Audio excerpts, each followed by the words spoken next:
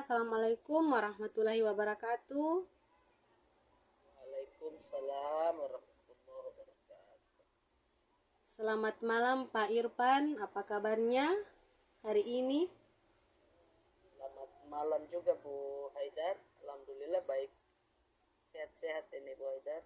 Alhamdulillah sehat Pak. Kemarin kan kita sempat janjian Pak ini ya, untuk kira-kira hal apa yang Bapak ingin diskusikan dengan saya lagi? Oh iya Bu.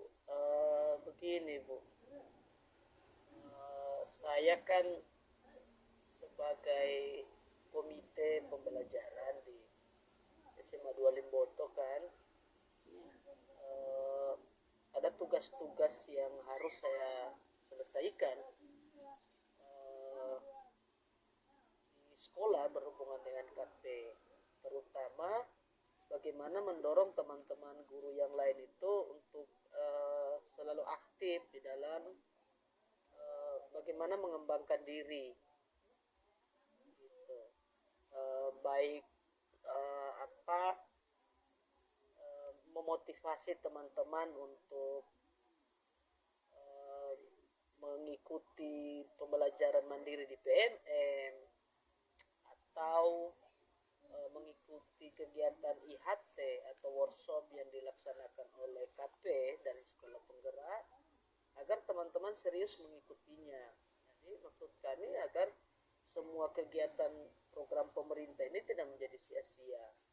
Jadi Ya, kami berharap teman-teman guru berpartisipasi aktif dan mengambil ilmu di dalam kegiatan-kegiatan itu. Akan tetapi masih ada juga guru yang merasa bahwa ini tidak penting. hmm, Merdeka, sekolah penggerak, tambah-tambah urusan dan lain-lain. Kira-kira gimana itu? iya. Begini Pak, untuk mendorong teman-teman melakukan apa yang Bapak mau itu sudah bagaimana langkah-langkah yang sudah Bapak lakukan? Eh, ada beberapa hal yang sudah saya lakukan agar teman-teman mau mengikuti kegiatan-kegiatan yang diprogramkan oleh komite pembelajaran dalam hal ini pengembangan kompetensi itu. Pertama, saya mendatangi guru-guru senior. Mendat Kenapa guru-guru senior yang saya datangi lebih awal? Mhm. Agar persepsi di tingkatan senior ini berubah, mau mengikuti perubahan paradigma kurikulum ini dan bisa menjadi pola anutan bagi yang junior-junior, guru-guru muda maksudnya, sehingga guru-guru muda tadi eh, merasa merasa merasa terbebani atau menjadi lebih aktif karena melihat ada guru-guru seniornya aktif begitu. Dan untuk guru-guru muda saya juga berusaha untuk mendekati mereka. Ketika kita lagi duduk santai, saya coba menjelaskan bagaimana pemikiran Ki Hajar Dewantara, bagaimana harusnya pembelajaran di dalam kelas, Mhm. bagaimana cara ini. Sehingga ketika terjadi tanya jawab, maka disitulah kesempatan saya untuk bagaimana merubah cara berpikir. Contohnya begini, ketika teman-teman bertanya, Pak Irfan kayaknya eh, ribet, apa dulu eh, membuat apa pembelajaran berdiferensiasi. Nah, saya jelaskan gitu, dan kemudian saya bilang lah, insya Allah Mhm. kalau kita mau bikin kegiatan berdiferensiasi nanti ikut ya dengan serius, tekun. Nah, dan ada satu dua orang yang alhamdulillah berubah mengikuti kegiatan itu. Gitu Bu. Eh, ini kan dalam rangka memotivasi ya Pak ya, harus mengikuti yang di PNM. kata Bapak tadi guru-guru yang seniornya lebih aktif daripada yang lebih muda. Nah, bagaimana apa langkah Bapak atau untuk kedua apa tidak ada kesenjangan antara senior dan junior. Iya, seperti itu, Pak. Iya, saya berusaha tidak ada kesenjangan. Saya berusaha tidak ada kesenjangan bahwa guru senior dan guru junior itu merasa penting bagi mereka untuk bagaimana merubah paradigma gitu. Dari kurikulum yang lama K13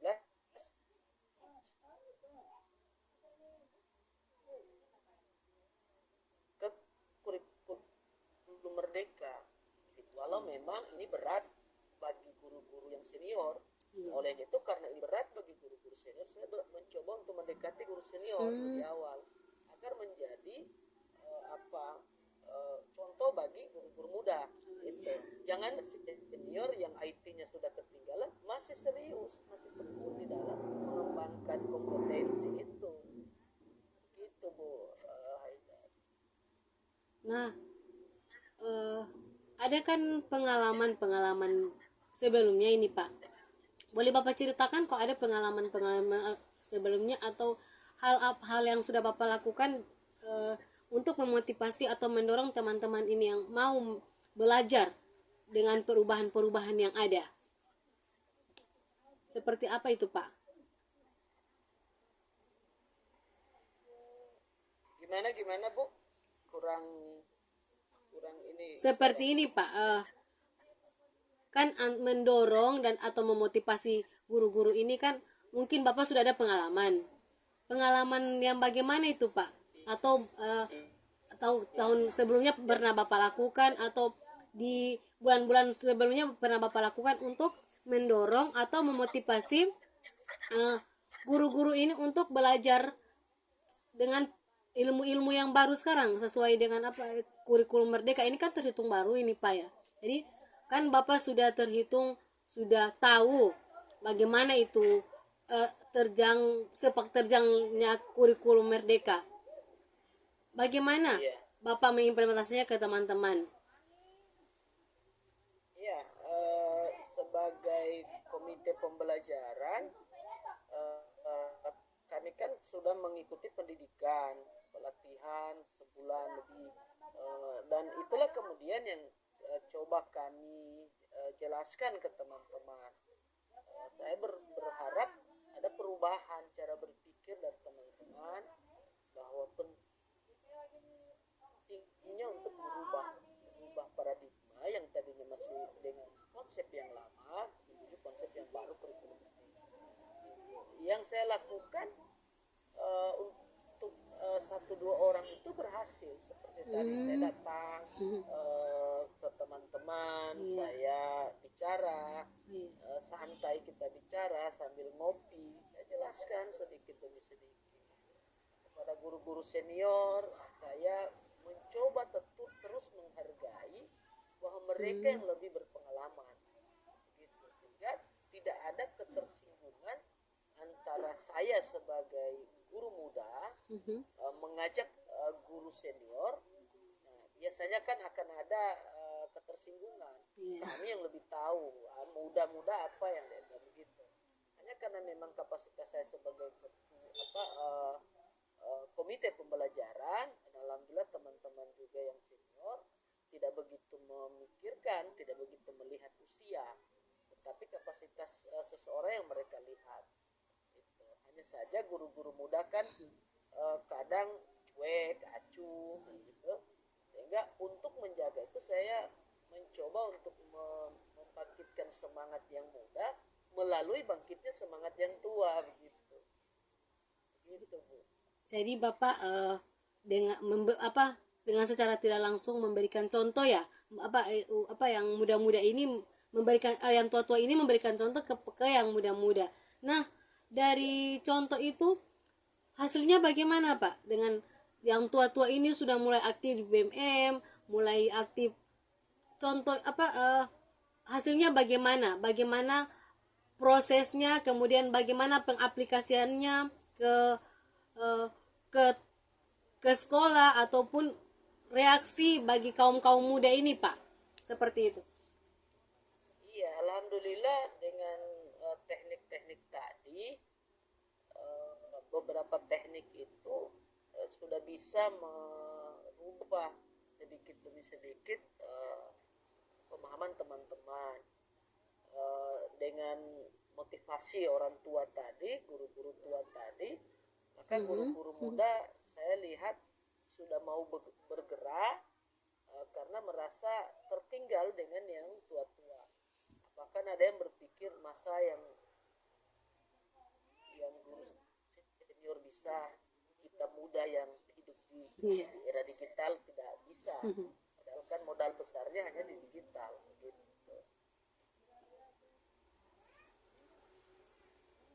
Kemudian ini Pak, bagaimana usaha Bapak dalam mendorong teman-teman? Kan ini hanya 1-2 orang. Tidak dalam satu sekolah itu kalau cuma 1-2 orang itu mungkin Bapak merasa kurang kalau misalnya cuma 1-2 orang yang aktif. Padahal tujuan Bapak bagaimana begitu? Iya, itulah. Saya sebenarnya berharap semua, gitu. Semua punya antusias yang sama. Gitu.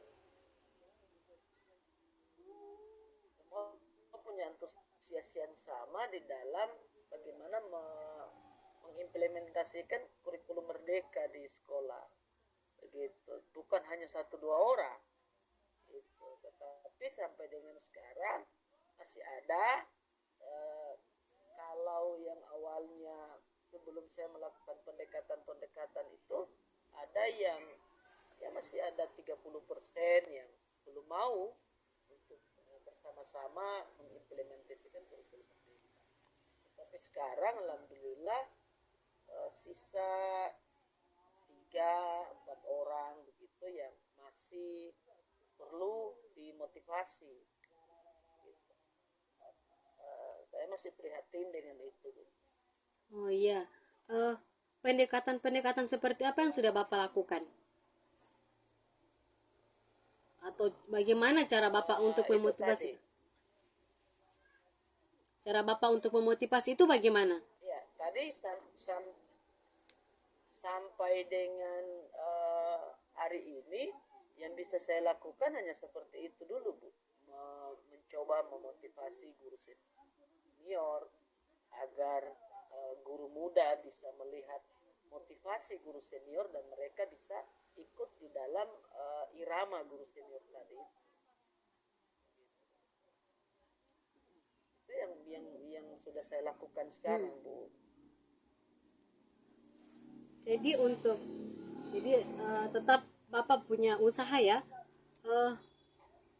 Begini Pak, dari usaha-usaha itu apa Bapak punya rencana lagi selain mendorong atau memotivasi? Apa Bapak punya rencana ke depannya atau bagaimana, apa yang akan Bapak lakukan untuk membangkitkan ini supaya mereka ini mau belajar dengan hal-hal yang baru? Kayaknya itu tadi ya yang harus saya lanjutkan lagi, Bu. Iya. Cara tadi itu harusnya saya lanjutkan ya. Tidak perlu saya patah hati atau bagaimana, Bu.